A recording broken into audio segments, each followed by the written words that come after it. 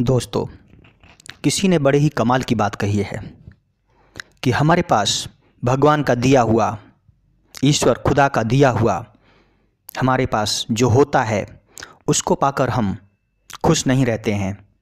जो हमारे पास थोड़ा बहुत नहीं होता है उसके बारे में विचार करते करते, उसके पीछे दौड़ते दौड़ते हम दुखी रहते हैं। हमारे पास भगवान ने, ईश्वर ने, खुदा ने 90% अगर हमें सब कुछ दिया है तो उसको पाकर हम खुश नहीं होते हैं कि भगवान ने, ईश्वर ने, खुदा ने हमें 90% सब कुछ दिया है। हम जो हमारे पास 10%, 5% नहीं होता है उसको पाने के चक्कर में हम दुखी रहते हैं। तो इस बात को मैं बड़े ही अच्छे ढंग से आपके सामने पेश करने वाला हूँ एक कहानी के द्वारा। तो दोस्तों, यह कहानी एक भूखे शिकारी की है जो शिकार की तलाश में घने जंगल की ओर निकला। जैसे ही वह जंगल में घुसा उसे एक हिरण दिखाई दिया। फिर क्या था, पल भर में हिरण धरती पर मरा पड़ा था। उसने शिकार ने शिकार कर लिया। शिकारी खुश था कि उसने आते ही हिरण का शिकार कर लिया।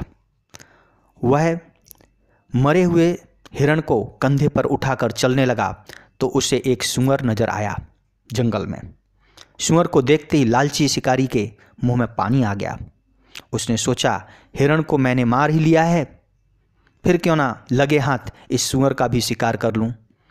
इससे तो मुझे कई दिनों तक शिकार में आराम मिल जाएगा, साथ ही मेरे पास बहुत सा मांस जमा हो जाएगा। मांस के मामले में मैं धनवान बन जाऊंगा। यह सोचकर उसने मरे हुए हिरण को धरती पर लिटा दिया और सूअर के पीछे दौड़ने लगा और सूअर को तीर मारा। जंगली सूअर तीर लगते ही क्रोध के मारे पागल हो गया। उसने अपने शत्रु को सामने खड़ा देखकर उस पर पूरी ताकत से हमला बोल दिया।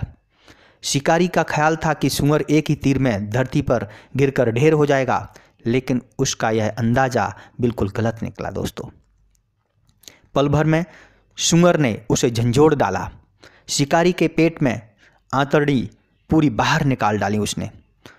उल्टा उसे मारने जो गया था वह खुद शिकार बन गया। दोस्तों, जख्मी सूअर भी शिकारी के साथ उसी वक्त ढेर हो गया।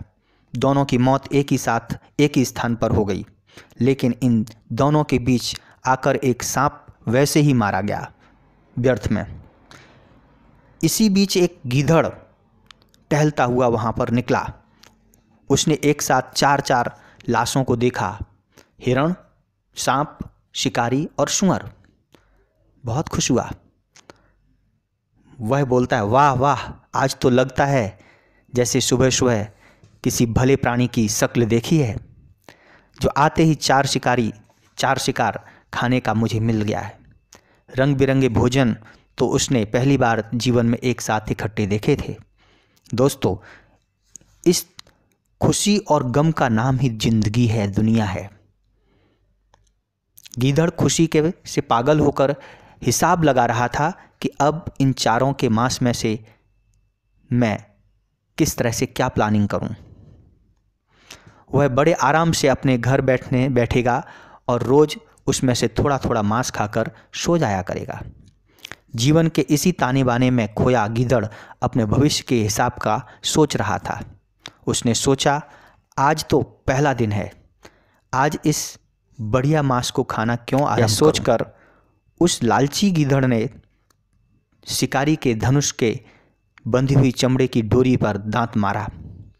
परिणाम स्वरूप बिजली की सी तेज स्पीड में कमान छटकी और सीधे उसके सीने में घुस गई। देखते ही देखते गीदड़ का जीवन भी उन चारों लाशों के साथ मिल गया। लालची गीदड़ तो जो 4 महीने के भोजन का हिसाब को लगा रहा था, सब कुछ छोड़कर चला गया। इस कहानी से भूखे शिकारी, जंगली सूअर, गीदड़, इन तीनों के कर्म किए, लेकिन तीनों का अंत दुखद ढंग से हुआ। क्या कर्म का फल भी दुखद होता है दोस्तों? नहीं ना, कर्म का फल कभी दुखद नहीं हो सकता।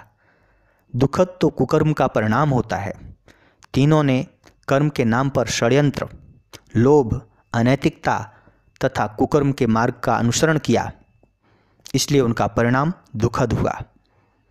तो दोस्तों, इस कहानी से हमें ये सीखने को मिलता है कि हम लालची होकर पाप करते हैं।